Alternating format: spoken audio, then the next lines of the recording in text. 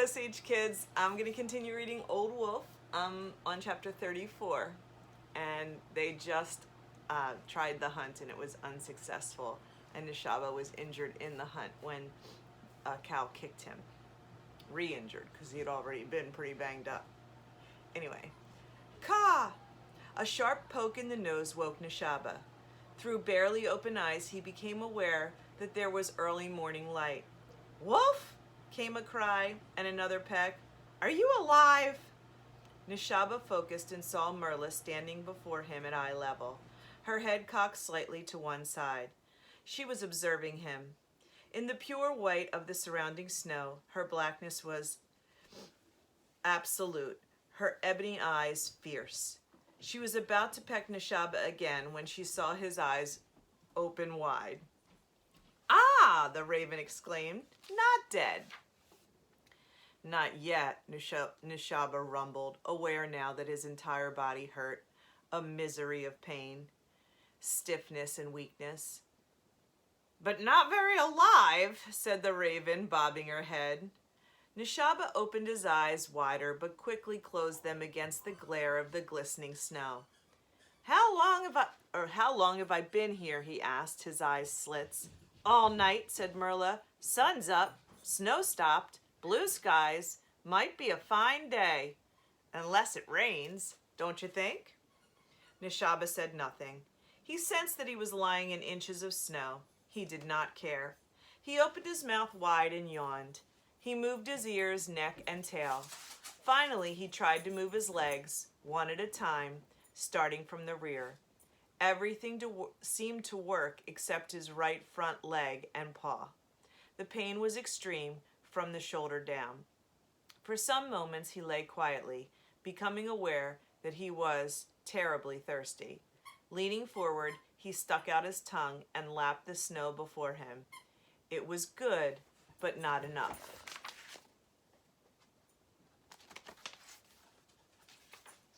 Merla watched him with interest. Do you want to tell me what happened? She asked. No, said the wolf. Ignoring him, the raven said, a complete bungle. Once again, she bobbed her head in self-agreement. I need water, said the wolf. There's a creek not far. Can you stand? Nishaba had to think about it. Then he made the effort the way he always did, by pushing down with his front legs. He rose a few inches, but the pain was so intense, he dropped down quickly. Try again, said the raven. Resting a moment to let the hurt subside, Nishaba thought about what he might do. What could he do? Taking a deep breath, he pressed upward with his rear legs, lifting his rump first. Then he shoved down using only his left front paw. Despite the searing pain, he started to rise, managing to get about 6 inches off the ground, then lost his balance and fell. I can't stand, he said, and gasped. Ka! Cried the raven. You are a mess. Nishaba stayed still for a few long moments, breathing deeply, telling himself there was no way to avoid pain, that he had to accept it. He made another effort to stand. He fell again. Pretty pathetic, said Merla. Haven't you anything better to say? Nishaba muttered. I always tell the truth. I don't want to hear it, cried the wolf. Ka! Answered the raven. Creatures never want the truth about themselves. Only others. You are boring, said Nishaba. Wisdom is always boring, taunted the raven. That's why no one listens to it. Nishaba said nothing. Merla remained in place watching him. After a while, Nishaba said, I need water. Here, said the bird. With that, she squatted, spread her wide black wings, and swept snow into the wolf's face. Startled, Nishaba pulled back, only to realize what the bird had done. There was now a pile of snow before his nose. He stretched out his snout and lapped it up. Then he said, and something to eat? The raven bobbed her head a third time. You're very demanding, she said. Nishaba grunted. Be right back. Don't go anywhere. With that, she spread her wings and flew away. Nishaba, wondering at the bird's sense of humor, had no idea where she was going.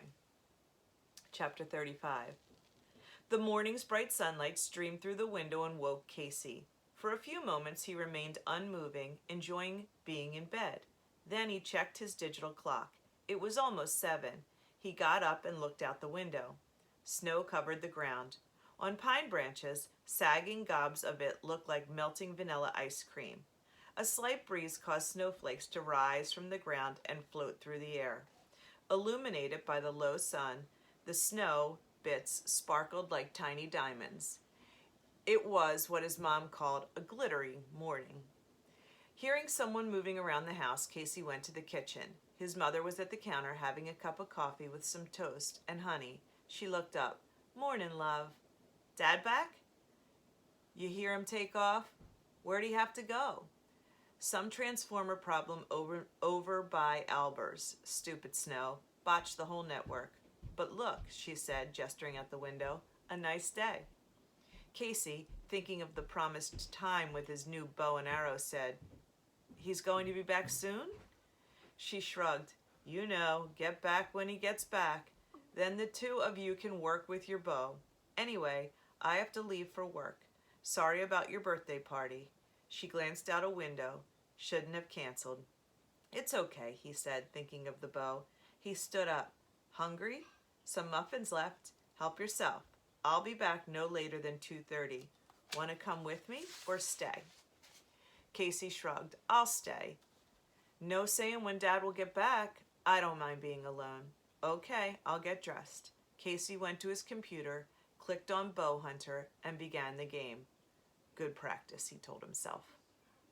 Chapter 36. Nishaba's pain so blotted away his sense of time, he had no idea how long the raven was gone. When she finally reappeared, it seemed to him as if she had only just left. Holding something in her beak, she walked up to Nishaba and dropped her offering in front of him. "Food," she announced. The wolf sniffed.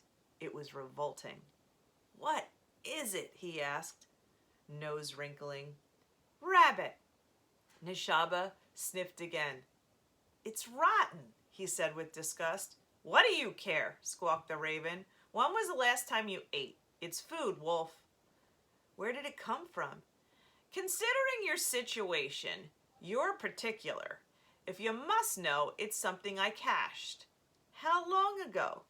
"Never mind when.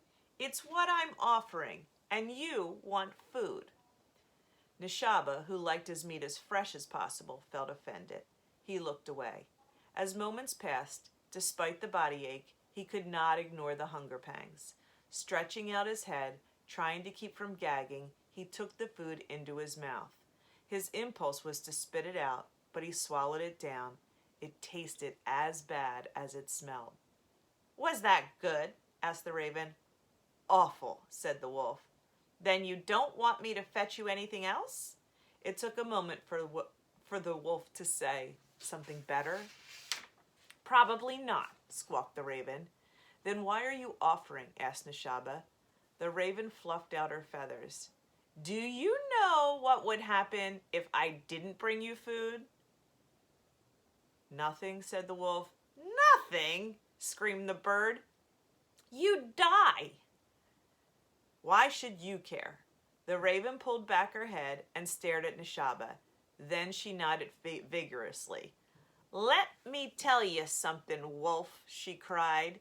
"You are a stupid, helpless creature. You are incapable of taking care of yourself. You are exactly what that young wolf from your pack said. Old and useless."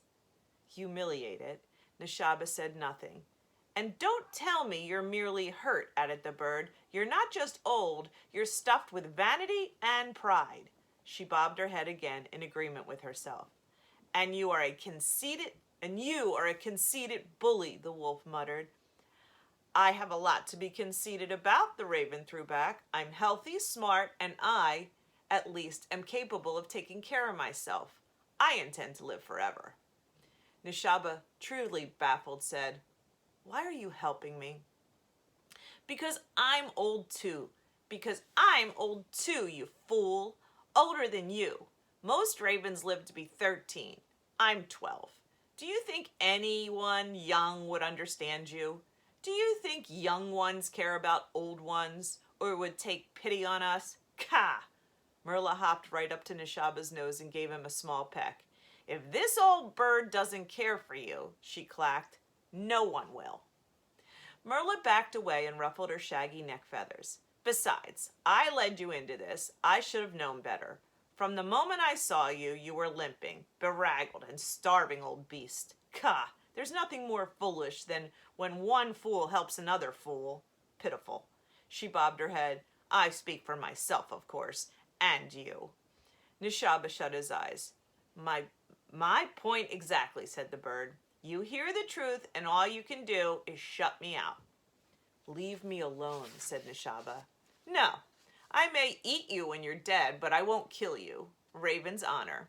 Horrible, Nishaba cried. Doesn't make it less true, Merla said. Do you have pups? Yes. How old? They're mouthing me for real food. Want some advice? No. Take care of them. Let them grow old enough to remember when they ignored their old father. The wolf made no reply. How many years were you leader of the pack? 6. What happened to the old leader? She died. How? It was far north of here. She was going after some cattle. A human killed her. Merla stared at him. I suppose I need to tell you, we're not that far from humans right now. Unease filled Nishaba. Do you know where they live? The raven looked up and around, then pointed with her beak. In that direction. Will they come here? Not likely. The raven bobbed her head. I'll get you something more to eat. She stretched her wings and gave a loud caw and flew off. Nishaba watched her go, trying to make sense of what the bird had said. She is the fool, he said aloud. All the same, Merla's mention of humans added to his wretchedness. He felt abandoned. The wolf lay quietly for a few minutes, then decided he must try again to get up. If he could just make his way back to the den, he'd let Garby be pack leader. He'd take DeBalt's position at the bottom. At least then he would be part of the pack. Taking a deep breath, Nishaba began to rise as before by shoving up his rump. Then, using all his remaining strength, his body trembling, Nishaba rose on his left front leg. Briefly, a little longer than before, he remained standing until his body began to shake. Dizziness came. The next moment he tumbled sideways onto his bad shoulder, and the pain exploded. Panting, Nishaba lay where he had fallen. He was waiting, but what was he waiting for? He had no idea. Maybe the raven is right, he thought. Maybe Garby is right. Maybe I am a fool. Maybe it would be better if I died. The old wolf closed his eyes. The darkness was light enough. Okay, boys and girls. See you soon. Have a great day.